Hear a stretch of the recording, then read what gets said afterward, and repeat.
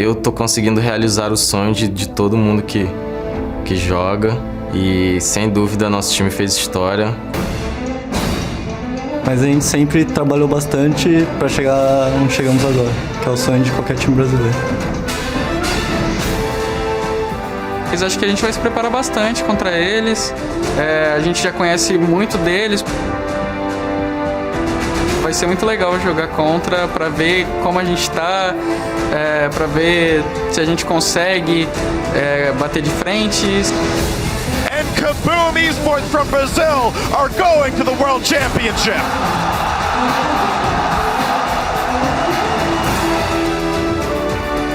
Mas não vamos parar assim, tem que melhorar muita coisa ainda e acertar muitos detalhes. Congratulations to KaBuM! Cada vez mais eu acho que a gente vai melhor no Mundial.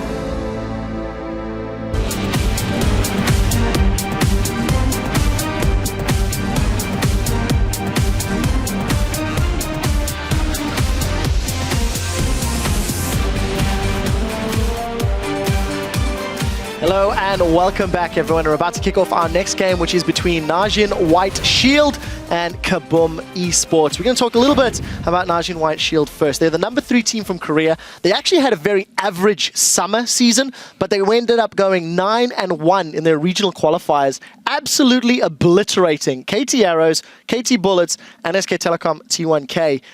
They impressed me a hell of a lot. What about yourself, Prolly? Yeah, I'm actually a really big fan of Goong. Similar to Pon, he's been able to kill Faker in lane, which is not an easy feat to do. So Goong's champion pool alone is actually very big. You think that he's going to be playing kind of like the utility mids that have been, sweeping the nation in a way, but he's actually been doing a lot of Ahri picks, which are throwing a lot of teams off because people will pick Ahri thinking, oh, this is a safe pick. But when you have a very aggressive Ahri player, Ahri becomes very risky now, and it will make every single team kind of play different. I think the most interesting thing for me for this team is that the way they won their regional qualifier was playing these team comps that are so risky. You had Kassadin top, Janna, Ahri, and Illusion, and maybe like a Lee Sin jungle. You need to be very skilled mechanically and as a team to be able to pull this off, and not many teams here can do that. Yeah, about the Kassadin top, it's actually really strong for them because Goong plays at mid. So they pick Kassadin, and now the mid laner can't just pick whatever he wants because it could be cast mid. The top laner can't pick whatever he wants because it could be a cast top. How much are we expecting NaJin Shield to show up from the regional playoffs, and how much are we expecting NaJin Shield to show up from the summer OGN champions? Because they were two vastly different teams. Monty was saying that NaJin Shield, watch in particular, he felt that in the regionals was the best he'd played probably ever.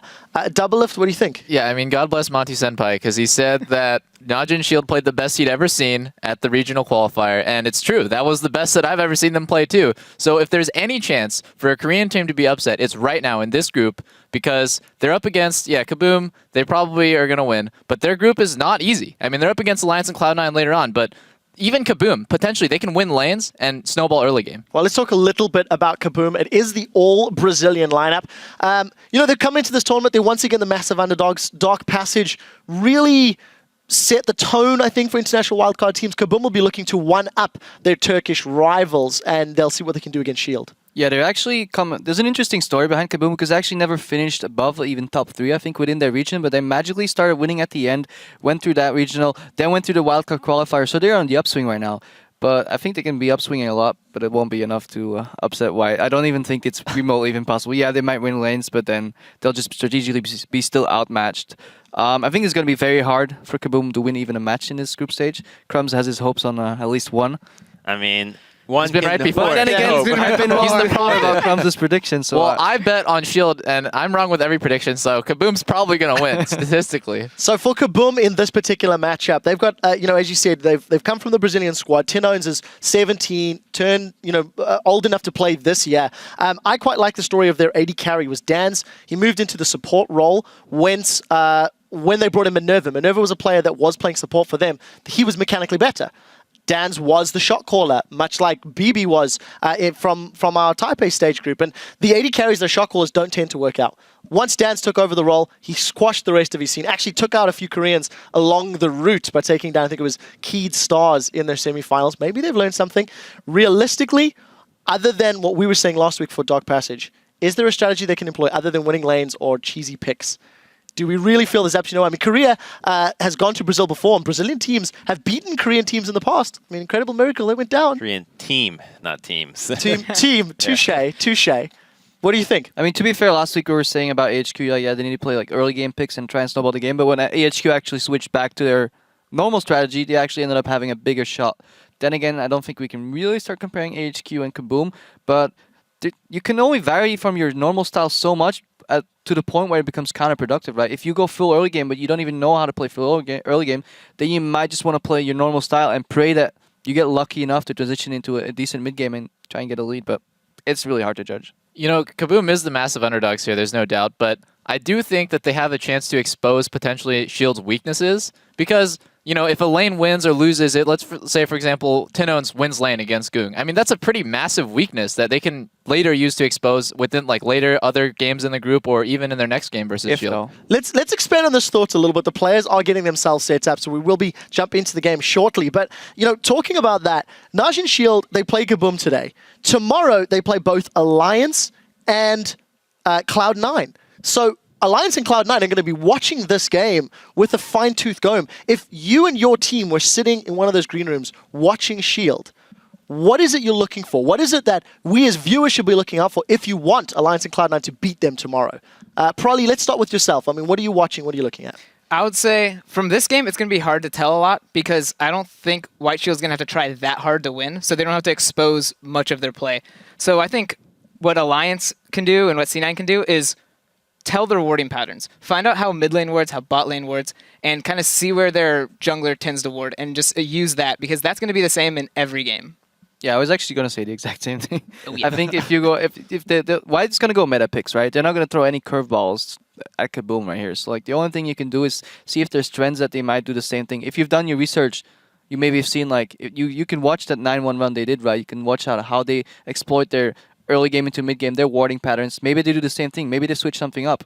Do they do that because it's against KaBuM? You never know, because there's too many variables. Well, we will find out shortly, because we are about to get to the game. So players are set. Let's head back over to D-Man and the crew at the caster desk. Thank you very much, Quickshot. So let's get right down to the game. Starting out on the blue side, let's go through the lineups for Korea's NaJin White Shield. In the top lane, it is Save. In the jungle, we have Watch. In the mid lane is, of course, Goong, the AD carry Zephyr, and alongside him is Gorilla on support. And on red side, it's Brazil's KaBuM eSports. We have Lep in the top lane, Danagorn as the jungler, Tinones in the mid lane, Minerva as the AD carry, and of course Dance, the shot caller, as the support. And I really do hope that these guys go with their signature champions, the most comfortable champions that they can bring out. Because that's how you want to start out the first game of group stages. You want to start out on very solid ground. And we just have to say it, Anders just talked about it, KaBuM eSports here are the underdogs for the game. But they have they've showed some good games. Lep in the top lane for me is one of the best top laners in Brazil, if not the best. If he gets to play a champion like Aurelia, I know you have your little story, he might be able to actually get a lead early on and try and punish Save. I know it's not going to be easy to punish a guy like Save. The biggest thing is they've beaten Koreans. You know, the two Brazilian teams that pulled them in, obviously Pain and Cade All-Stars, pulled in Korean players. They got beaten. This is an all-Brazilian lineup up against a full Korean lineup this time around. Maybe a different story. Some Koreans play in the Champions League, and they're a bit different. But easy there, Kobe. This is a very, very strong NaJin White Shield team that I really enjoyed watching on their 9-1 run. Oh, yeah. They showed so many different strategies. That's the thing.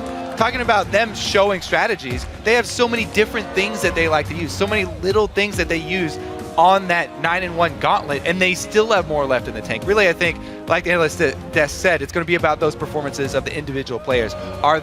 Is Watch actually back? Is he going to continue to perform on that level? Yeah, that absolutely is a big deal, because he performed out of his skin in the qualifiers when it counts. And a lot of people said, you know, he stepped up. This is his third World Champions for Watch as well. So we'll see whether he can deliver this time around. He feels there's a lot of pressure on himself. Zillion ban, no surprises. This time around it's from NaJin White Shield. Jinx banned out. It was, of course, Minerva's champion he played throughout those qualifiers. So a little bit of research coming out from NaJin White Shield here against KaBuM. Yeah, simply just target some comfort picks here. And then the Maokai ban, NaJin White Shield in their regionals, every single game, 10 out of 10, they banned Maokai. Safe, he doesn't play it. We've seen him use it once in Korea. They did win the game, but it's not his style of champion. He wants to play carry top laner, so this Maokai ban is going to be banned by White Shield pretty much every single game. Everybody talks about how KaBuM and his assassins, though. First pick Zed, that is not too shabby, especially in a game where we expected there to be, some early kills and some solo kills here. KaBuM on Zed is going to be. That's confidence right from the start. Oh, yeah. That's a simple confidence pick. I can pick this completely blind into whatever you choose. Also, Zed doesn't actually have that many bad matchups right now, so it's definitely of the champions very easy to blind pick. I mean, Zillion has been banned already, which is one of them who can mess you up in a team fight, and obviously Tinons as well. He showed his Orianna in the qualifier was great, which is not really a matchup you're afraid of if you're playing Zed. So easy first pick coming in from KaBuM, and I've actually seen Save play Zed top lane as well. So it could be a bit of a flex pick here for White Shield. It doesn't have to go mid lane straight up. It was in solo queue, don't worry. Well, I'm pretty sure he played one professionally as well. Okay. Yes, top lane Zed is always an option. The Kale response, though. I mean, there's been top lane Kassadin. We always like the Kale response to the Zed picks there, so you don't have to use an exhaust. You can use the intervention. But the thing is, that's a Kale pick, possibly in the top lane, and it is one of Save's big champions. He went 4-1 in that on Kale, so he knows exactly what he's up against if that is a Kale in the top lane. And taking away Kha'Zix here, mousing over this jungle Kha'Zix for a watch, I would be very excited because Lee Sin's already banned out. This should push Denagorn onto Vi, one of my personal favorite champions, and also a champion that you can combo with a mid lane like Syndra for that level 6 kill. And let's just talk briefly about NaJin White Shield and the kind of comps they run a lot. They often run without any kind of hard engage. And the way they actually get kills and push objectives is by controlling minion waves, and then they rotate between the lanes extremely fast, and they can dive onto you on the towers here. They often run with a lot of single target CC. You have Thresh already locked in, a lot of burst potential single target. You have Kha'Zix locked in as the jungler, and you just go to this tower here. You have the numbers advantage. You land a hook, you land some CC, you kill down the first target, and then you take the towers. Also, they love picking people off before they head to the towers. Kha'Zix and Zed, perfect at getting a solo kill, exactly. grabbing one of those. I just feel disappointed and upset for Gorilla. Oh, you Thresh, don't, man. Where's the Janna, man? Where's the Janna? He said, I want to show the world Janna. So everybody stole it from him in Taipei. Think about that he's in upset. He's going for Thresh. Thresh is one of his main champions. Yeah. He's main champion. He's 7-2 on Thresh. Okay, yes, he was the one on the forefront of this Janna just tidal wave of Janna players over here for the group stages, and he wanted to show everybody. But Thresh, this was the original go-to for him. And just look at the lineup here from White Shield. There are no real hard engage, because they don't play Maokai, who's one of the hard engage top laners you can have here. They don't play it. Instead, you can do 1-3-1 split push now. Zed in one lane, Ryze in the other side lane, and then you have Corki sitting in mid lane with the Kha'Zix pick as well. And you just split up the enemy team. You push down every single wave. You go for these one-on-one kills. As soon as you get one kill, or you force two members from the team to defend one of the side lanes, instantly you collapse on the mid lane, take the tower here, and watch. He's a jungler. Again, also from talking with their players who's been scrimming White Shield, he actually doesn't sit in his own jungle. He walks into your jungle, wards everything, and then he just takes over the entire jungle, which means when you have these split pushers going and you're pushing down every lane, and you have your jungler already sitting in the enemy jungle, you have full control of the map, and it's impossible to move around and react in time. I like White Shield. We can tell. Picking Janna against Gorilla. There you go. That's. We'll see how that one works out. I'm not sure if he'd be happy about that, but nonetheless, we're going to see it out. I'm interested also, a Kale versus Ryze in the top lane. Surely that's going to be shoved straight on towards Save. Yeah, Kale can just push the lane pretty much non-stop. You just have to be careful. There's not going to be a gank, which is why we can see Denagorn look towards the top lane early on, buy time for Lep to just constantly push in the top lane and apply pressure on Ryze. Lep's actually got to be careful pretty early on, too, because if Save starts with that Mana Crystal, he can trade extremely effectively. Oh, yeah, You can bully down. A level 1 especially, you can take advantage of Kale. This Ryze is very, very dangerous early in the It's all about for Lep just pushing the lane. Don't take a bad trade. Try and deny farm by pushing Save down, and then you can potentially go for a dive because you do have Kale and Elise. It's a great dive combo, especially at level 6 for Kale when you have the ulti. Reset tower aggro for Elise, and then try and kill Save. And ignore the rest of the map. Only kill Save. Well, so what do we think? What do we think overall? Obviously, NaJin White Shield coming into this one, gigantic favorites. No doubt about that one. Team comps coming in there. Do we see anything, maybe a saving light for the KaBuM guys? A lot of fans out there. Go KaBuM hashtag is a big deal. So they do have Janna on their team, but the thing is, NaJin White Shield, they like to jump in and jump out very quickly anyway. So Zed and Kha'Zix, if they can jump in, kill somebody really quickly, there might not even be time for Dans to actually save their target. So Lep, it's going to be on Kale to have very quick timing with his Kale ultis. Well, as we load into the game, head over to Twitter and tell us what you think. Of course, who will win this matchup? Tweet us hashtag NWS win or hashtag KBM win. Or go KaBuM, whichever you prefer, at LOL eSports, and we'll check out your votes in the game. Prefer KBM win, though. KBM win. Well, looking on the side of KaBuM here, they have a lot of options in the mid game because Tinons, he can go DFG as his first item. You have the Lucian pick up as well, very strong in the mid game. Same goes for Corki on the side of Zephyr, though. But still, there's some mid game options here for KaBuM to try and look for a snowball, to be honest. And the thing I really like about the comp here from KaBuM is this is actually kind of a NaJin Shield comp here. They've got 5 range champions. One of my favorite comps from NaJin White Shield was their 5 range composition where they dealt with hard engage by kiting backwards and single target, switching, calling target switches very, very quickly. So this is actually, they're playing sort of the same style of game here, and it's going to come down to execution. And it gives a lot of wave clear on the side as well because you have the Kale pick. Just gonna check and save here, not a lot is gonna happen, but a lot of wave clear as well inside of KaBuM here and a lot of options to deal with Goong in a team fight. It's gonna be all about Lep trying to handle one-on-one against Goong in the late game if we're gonna get to that point with the split push going on. And when we do get there, like we said, it's gonna be all about the timings of those ultimates because they don't have exhaust. Look at this. Is Minerva going to stick around in the mid lane? I wonder. Showing himself on Goong. He's going to head down towards the bottom. But he stayed there a very long time. He should get in time. Dans is coming up. Or are they going to go for a change? This, I don't know. Well, it looks like they're just going to do a regular start here. Double down bottom. I have to say, though, the no exhaust is very worrying against a double assassin team here. So what happened here at level 1 was actually NaJin White Shield wants to make sure they get standard lanes. If you look at your minimap, all the way down the bottom lane, you see a ward by White Shield in the lane bush. Simply to spot in if they can see Minerva and Dans move in to start the early push, and then they know they're in the bottom lane and they can go down and get the 2v2 lane. What's super rare though is they actually leased red buff to give jungler a much easier start, so they get shoved in. See how that plays out. If you've just joined us, ladies and gentlemen, this is game 2 getting underway. Group D. NaJin White Shield versus KaBuM. Fly straight away from Gorilla on Minerva there. Bottom lane, if you haven't seen it before, it is Zephyr on Corki and Gorilla on Thresh versus the Brazilians. Minerva on Lucian versus Dans on Janna. And look how Gorilla was able to take control of this lane there. He shoved it up with his Targon, then gets another flay. Wow, there's a lot of damage on Minerva. I'm not sure if they were responding quickly to that one. A double flay working wonders for Gorilla. Death Sentence does not land. Never, ever, ever stand next to your AD carry if you're the support against a Thresh, especially not in the early levels because he can walk up too easily, get double flay, both members, and you automatically win the trade because Thresh got the 2 members flayed over here. Easy times for Zephyr. And even though they were leashing the red buff, they managed to get the push going because they were so aggressive in the trades. Now they got the early level 2. So double buffs for both junglers. Watch on Kha'Zix versus Danagon on Elise. We'll see how it works out, but it's Lep in the top lane putting the damage down on Save. Save quickly turns down with a Rune Prison blast on towards him. It's a pretty even trade between the two.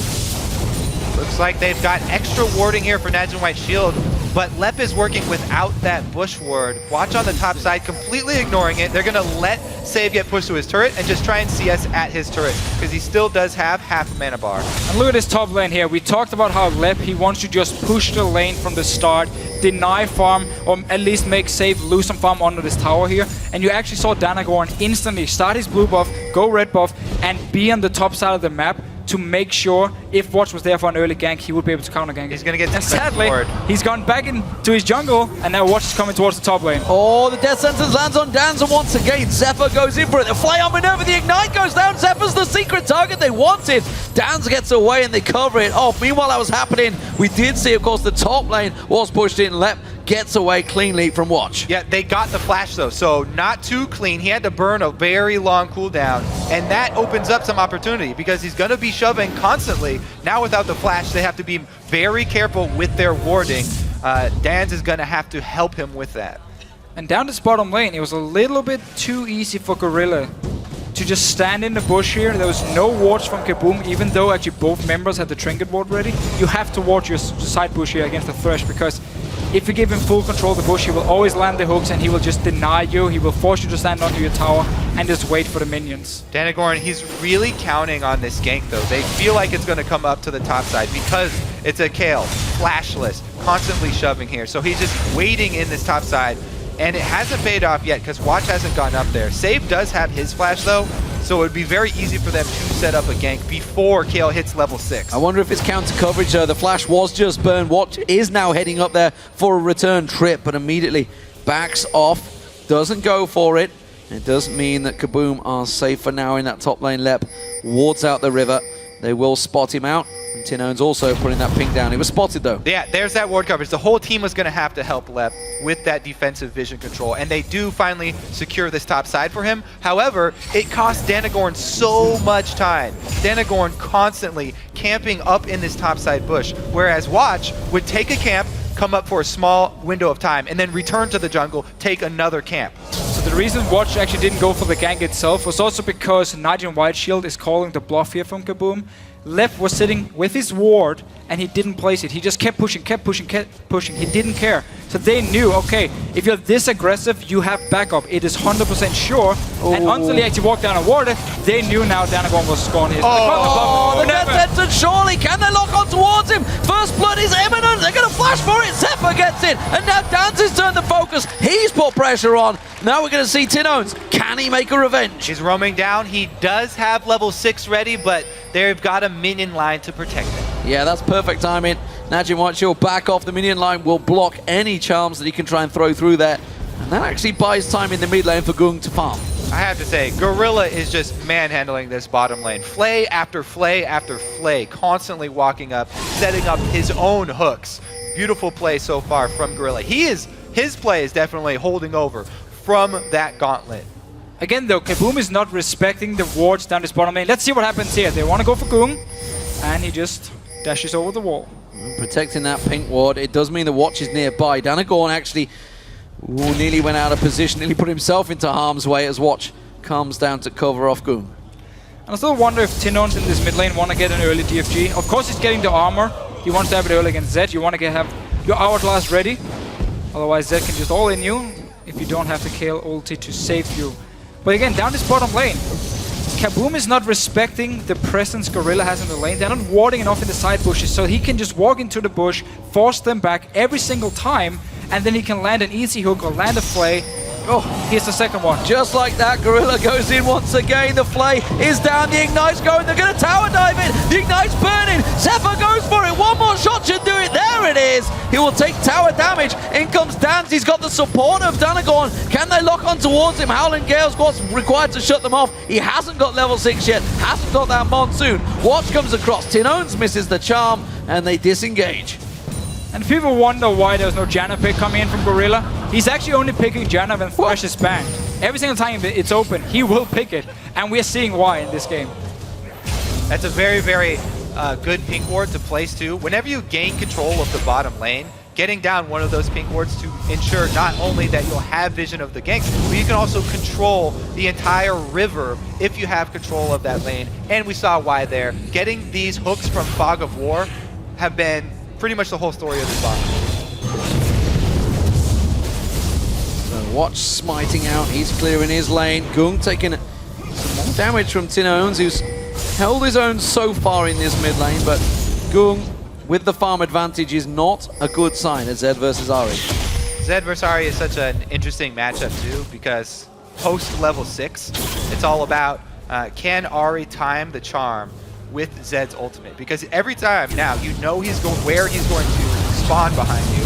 Whoa! Oh, they're going to try and turn this one around. Gorilla took a bit of damage this time around. Will get slowed down. The double tap from Minerva, not going to be enough. Flash away from that dead sentence. Zephyr still going aggressive. This is tricky play between the two, but he has the damage to back it up. There goes the Howling Gale to knock him away. And that was a fairly even trade this time around between the two. Yeah, a lot of damage here back and forth. Gorilla actually walked into the minions, had all the minions on him as well, but then he just flashed away, managed actually to force a flash as well.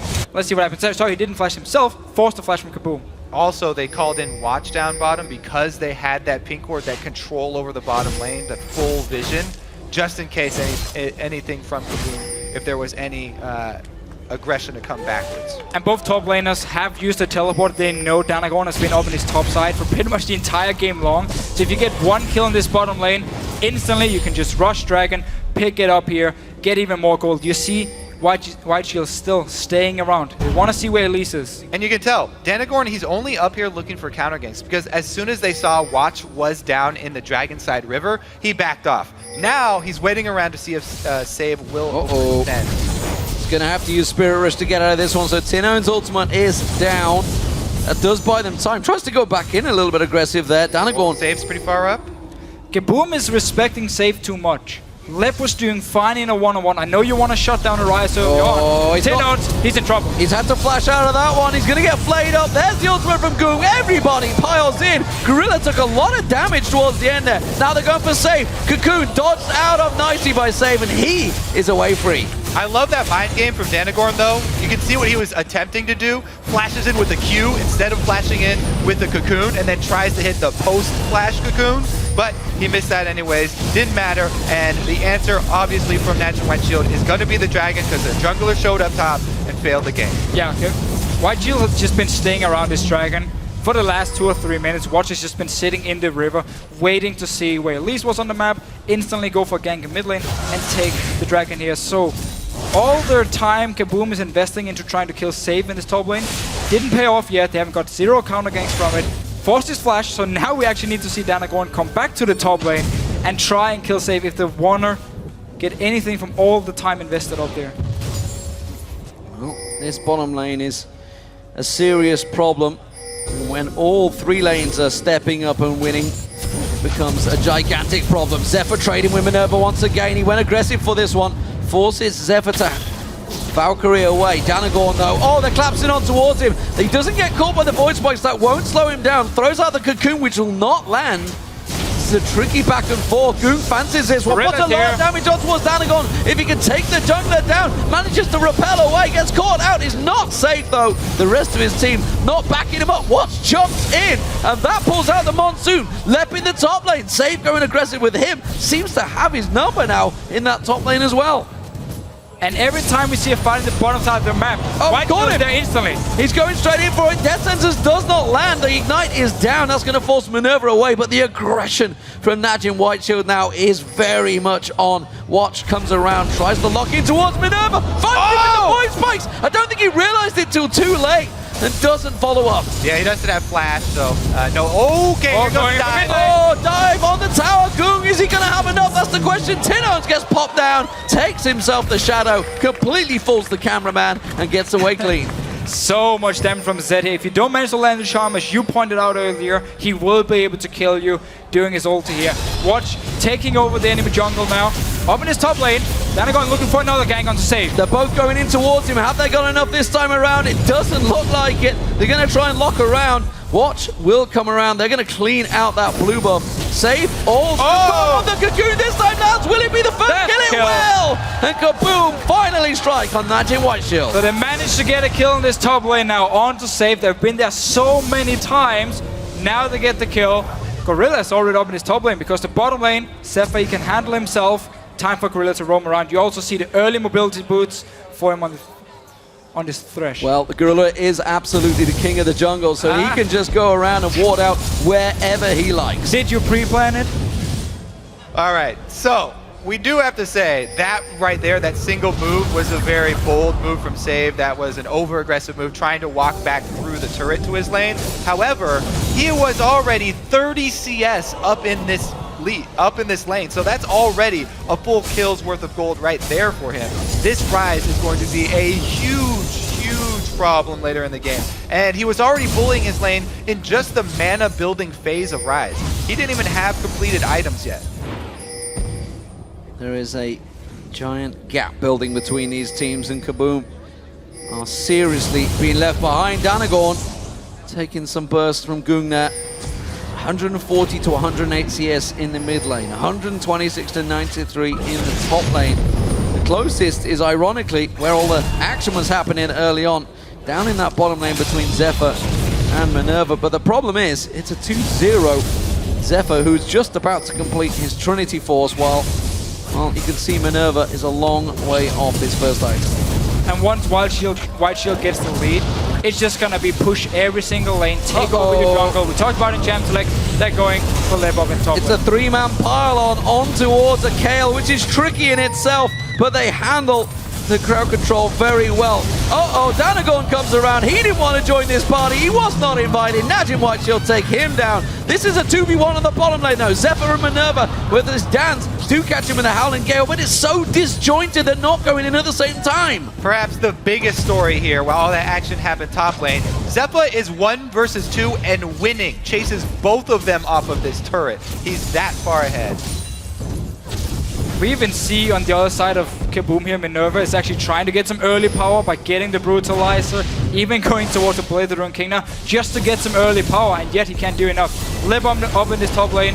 I mean, yes, he's Kayle, he has his ulti, but there's nobody else there to save him. And this is why you like to see bottom lanes. When your bottom lane gets so far ahead, have your support start roaming really early on. You mentioned the early mobility boots from Gorilla. He has been everywhere, creating plays in mid lane, creating plays up top, and it's a very easy dive when you have 3 versus 1. So NaJin White Shield turning on the power that they showed in their qualifying stages to reach this World Championships, proving exactly why they are the number 3 seed from the OGN champions. NaJin White Shield, can they close this game out? That's the question. That's the big question right now. 7,000 gold lead. They were coming into this game gigantic favorites, but can they close the game out quick enough? I mean, obviously it doesn't matter in the end of the day. A win's a win, but we're looking at Samsung White. We're seeing how quick they were destroying opponents last week. That is what they're going to be judged on, especially in the Korean scene itself. And KaBuM are putting up a very good fight here. They said that the one thing they wanted to do at Worlds was play Korean teams. When I interviewed Tin Owens after they qualified, his first answer was, I'm just looking forward to playing any Korean team. He didn't even care which one it was. So he's very happy for KaBuM to be in this game and learning what they can from NaJin White Shield's play.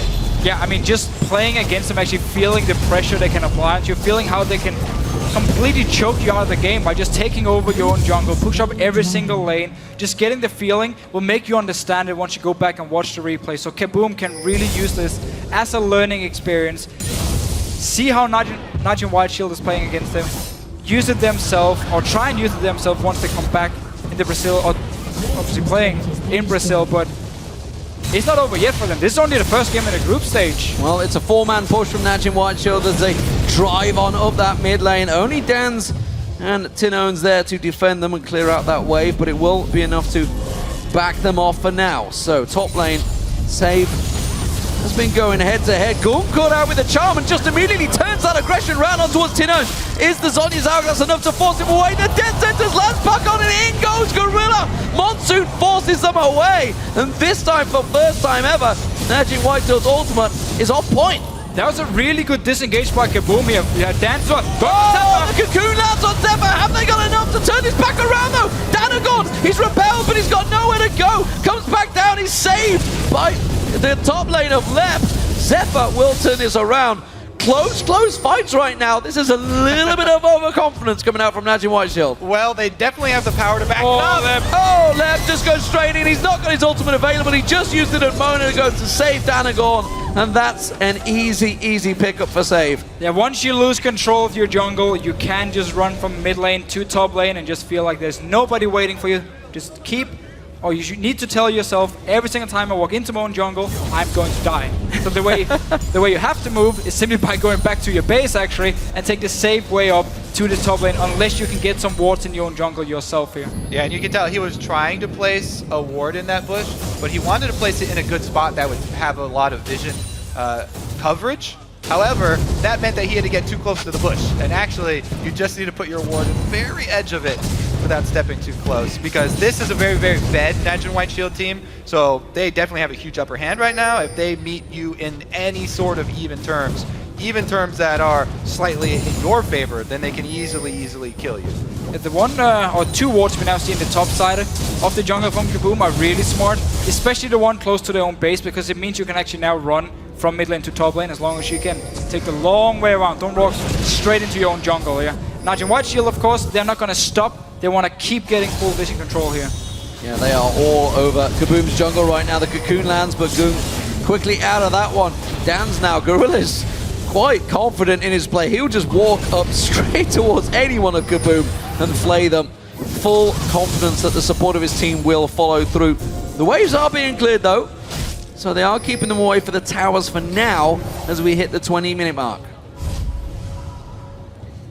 So KaBuM at the moment, basically just sitting back, trying to defend, hoping White Shield is going to maybe dive onto them, and then you have the disengage from Janna, you have the ulti from Leb, you have the Hourglass as well for Tenons in the mid lane. Try and bait White Shield to be over-aggressive, and then respond by getting a few kills. Seems to be the tactic for them now, and it's pretty much the only tactic they can use, so they're making the right call right here. Yeah, the split push is working. There's a hook on Tenons, has to use the Zhonya's Hourglass. This is leaving the top lane tower completely exposed. Danagon gets jumped on, doesn't quite get taken down. Zephyr going deep on this one. Is it going to be enough? In comes Save, tries to flash in. Immediately Tenons flashes away, but everybody on KaBuM is so low. Zephyr flashes out of there, gets away with the Valkyrie, I think, at the end of the day. But it is NaJin White Shield to push through, and they're going to clean up two towers on this one. The hook on left, followed through. Gorilla goes in. Intervention. Is it going to be enough to save the day? I don't think it is. The tower hits are not enough, and NaJin White Shield continue their dominance and push through towards KaBuM's base. Yep, they're flooding into the base at this point. Towers going down very, very quickly. 3 members, though, can try and clear out this wave. The problem is, there's also a lot of poke damage from NaJin White Shield, so they're extremely far ahead, and they can continue to throw these rockets plus the cosmic missiles at you, and then those take out the minions, opens up a very clear pathway for Gorilla's hook. As we saw, already landed on one onto Tenons, and that earned them a tower right there. So these NaJin White Shield sieges, they could just continue to throw out arsenals. Oh no, Danagon walking, wow! Now Save showing just how much damage he has built up over this time. It's just the worst feeling in the game when you have no control of the map and you just know wherever you're going to go, there's a high chance you're going to die. I mean, I was on Copenhagen Wolves when we were 0-9. This was every single game for us, just knowing, sit under your tower, wait for the enemy team to dive you, and then try and kill them, and rush a Baron if you do get a few kills to come back in the game. You can never go into your own jungle. It's fully controlled by the enemy team, and White Shield is one of the best teams in the world at just taking full control of the map. Yeah, and you just saw actually the bottom lane support. Dan's heading, he was all the way up the top lane, and you gotta wonder what he's doing that far out of the base when you are being pretty much sieged in every single lane. NaJin White Shield just driving down this bottom inner turret. Don't think there's much KaBuM can do to keep them at bay here. As soon as Gorilla gets involved, he comes around, causes a presence, takes all the tower hits, and now they go aggressive. Monsoon forcing Watch away as he leapt in on Dan's. And that does mean KaBuM once again are pressured in 2 lanes. They catch out Gung. They tried to go aggressive, but again, just not quick enough. Tenons with the charm was quickly jumped out of with that shadow. And then as Des was talking about what can the other teams in the group, from watching this game, what can they learn? What we see from NaJin White Shield is once they get the lead, they take full control, ward off everything, control your jungle, and keep pushing every single lane. And KaBuM at the same time, once they fall behind, we see them keep trying to fight here, and it's going wrong. Intervention not available quick enough there. The rest of KaBuM calls out, in they go. Zephyr diving deep on this one. Tenons this time. The Zhonya's Hourglass is only going to save him for so long. Watch is taken low though. He is alive, and NaJin White Shield, they take themselves the inhibitor turret. And the thing is, oh, There's it's still Home up. Guard for KaBuM here. They need to chase and try and get some kills. Oh, but they're going to get trapped up. They're fighting the minions instead. They have to keep them at bay. They could have potentially picked up a bunch of kills there. Instead, they still yet to get a single tower. Yeah, and the thing is, NaJin White Shield really aren't giving away very much this game. They've got KaBuM on Zed. Everybody was expecting that.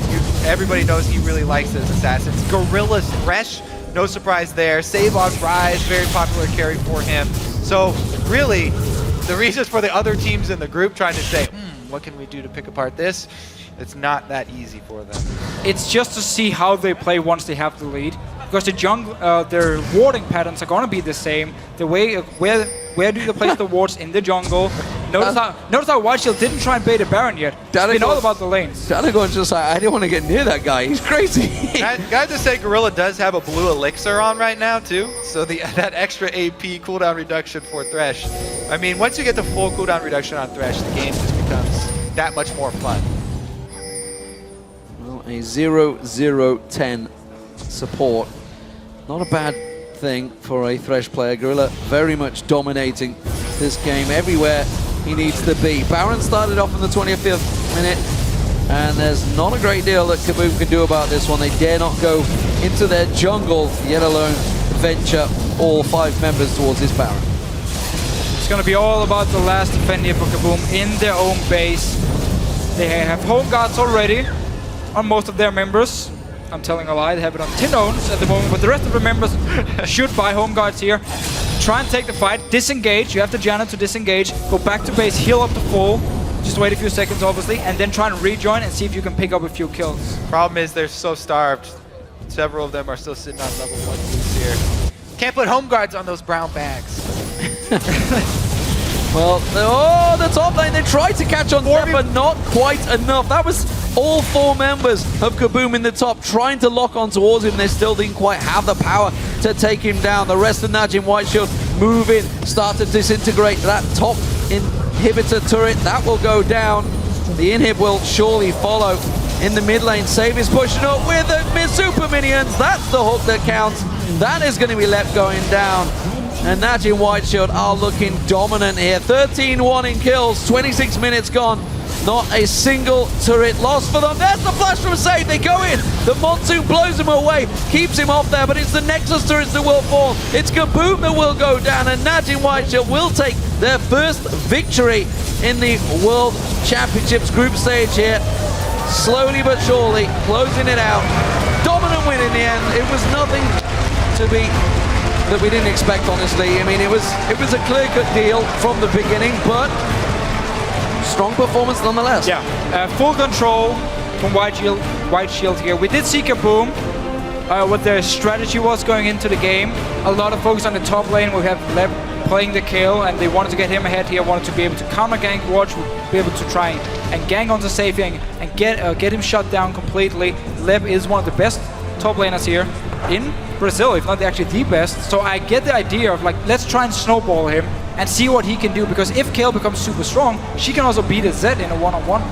And I have to say, honestly, all of that top lane play that we saw up there with both top laners and the junglers, it's really impressive how Watch did not take the bait for all those counter ganks. I mean, you can see KaBuM were setting up counter gank after counter gank up there, really trying to count on him trying to come up and save.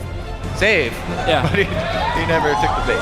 No, absolutely. It was a very confident performance, no doubt about it, for NaJin White Shield. You showed that from the very start of pick and bans, first picking a Zed into this matchup. So much so, they're just straight off the stage. It's like, GG guys, we're off. They are going to go back to their desks and clear up their apparel. Of course, this is just the second game here in Singapore. First game of Group D, but what do we make of them? Of course, Alliance, Cloud9, the other teams in that group, which we will be signing in 2 games' time. What do they take from this? What do they see from NaJin White Shield? Because from what we're hearing in the early rumblings, they're actually pretty confident against this Korean team. Well, I mean, Alliance and Cloud9 has been in Korea for quite a while now, boot camping. They're feeling very confident when you talk with the teams, but they also know you have to respect, of course, yes, a team like this. Like NaJin White Shield is looking very, very strong. They've shown what they can do once they get the lead in the game. And KaBuM, well, you got to see how much focus they put in the top lane. You can use it. You got to see it on bottom lane, how they lost the trade in the start. They fell behind, and there was lacking some warding in the bottom lane. That's what you could take from it and then make your tactic against KaBuM as well. They still have more games to play. They can still surprise. It's not like they're just going to auto-lose every single game. They can still go in and surprise a team who's underestimating them. If there's anything we've seen from, of course, Taipei, the two groups, in a group stage, a best of one effectively. They can definitely go in and surprise Anything can happen. You can definitely pull out some KaBuM surprises. Hashtag go KaBuM. So let's head back to the desk right now for more analysts on that match. Thank you very much, guys. Fairly clear-cut win. I think NaJin Shield coming out, got control of the game. They got Zed first pick. I really don't know if any team should be giving that up, especially not if your counter is Ari. It didn't really work out. Probably, what do you think of that? I think, honestly, that Zed pick was almost a troll for the rest of the tournament. I don't think that's a Goong champion. He seemed really kind of shaky on it. He even started Doran Shield, which in the matchup Zed versus Ari, you don't want to start Doran Shield. You can actually get an advantage after you survive level 1 and level 2 with Zed and start poking them out. So taking like longsword 3 pots actually accentuates that kind of like lead that you need to get to.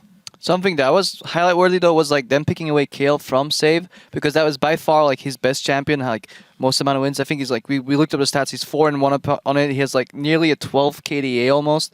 So you either need to ban Kale away from him or probably just pick it away from him. But then again, why if you pick Kale away and you've never played it in like your career, he will know that matchup in and out. Like he'll just get pushed when he has to. The jungler is ready for counter ganks. And I feel like KaBuM missed on an opportunity to dive the Ryzen top lane as well. It's actually kind of funny. The NaJin White Shield that played in regionals did a Kale Ari comp. And KaBuM does Kale Ari versus them. So I think they, in a way, copied the comp, but noticed, hey, Kale works pretty well with Ari. Hey, we can pick Ari into Zed. And they kind of just went off of that. I think the problem that I had that game was a miscommunication with KaBuM in the sense that they really dipped their chip in top lane and put Elise trying to counter gank Kha'Zix nonstop. They had wards and she just sat in lane waiting and waiting and waiting for Kha'Zix to come up. But at the same time, you had Ari push in Zed and not harass him in mid lane. She'd back off, expecting Kha'Zix to go middle as well. So you're expecting him to go top and counter gank it, but you're not pressuring mid because you're also expecting him to go middle. Like, this guy's human too. He can't literally gank top and mid at the same time. It felt like NaJin Shield just had a better idea of how to run the comp. They played out the map particularly well. I want to go back to the laning phase because I felt if you looked at Gorilla's Thresh and you contrasted it to Moore's Thresh in the first 5 to 10 minutes, it is day and night. Let's pull a replay up. And Crepo, I want you and Double to talk me through some of the plays and just how they asserted their lane dominance. So yeah, like I wanted to really highlight how White Shield went. We can roll the clip already right now. So what you see is like blue side is leashing and red side is not. So like KaBuM is not leashing while White Shield is. That means by default, by bot lane logic, if both are ranged AD carry and ranged support, KaBuM should win this. They don't though. Like they lose the push. Look at these creeps. Q misses. Shield is too late. Foster's bombs comes in, hits Janna, 2 autos. Bomb hits like 2 creeps or 3 creeps. Flay hits creeps and a champion as well. And you never want to play defensive with Janna. The biggest problem I see is they're using shield and they're just using it to absorb damage. That's so wrong. Double flay. Auto, phosphorus bomb. They're just pushed back. If Gorilla ignites here, that's flash blown, but they don't really care because we're flashing forward right now in time and this is the first blood.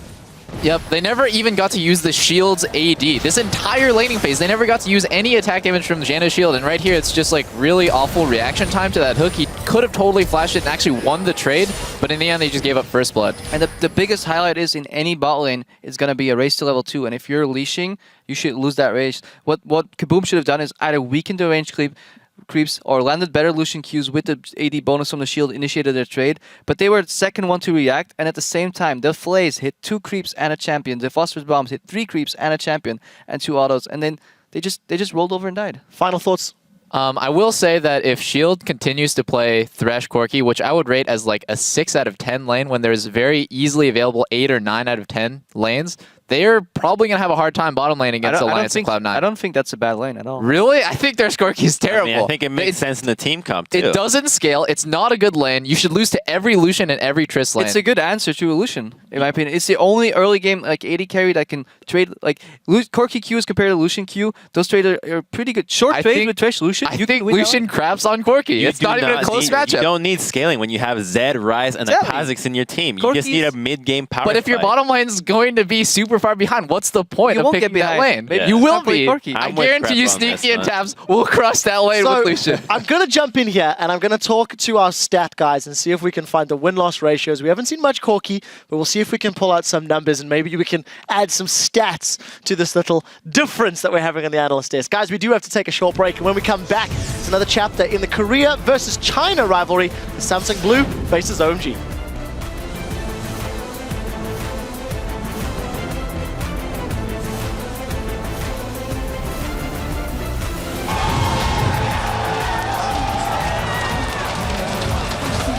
Okay, here comes dive. Oh, dive on the tower. KaBuM, is he going to have enough? That's the question. And they're going to clean up 2 towers on this one. The hook on left, followed through. Gorilla goes in. Intervention. Is it going to be enough to save the day? I don't think it is. Intervention not available quick enough there. The rest of KaBuM caught out. In they go. The inhib will surely follow in the mid lane. Save is pushing up with the super minions. That's the hook that counts.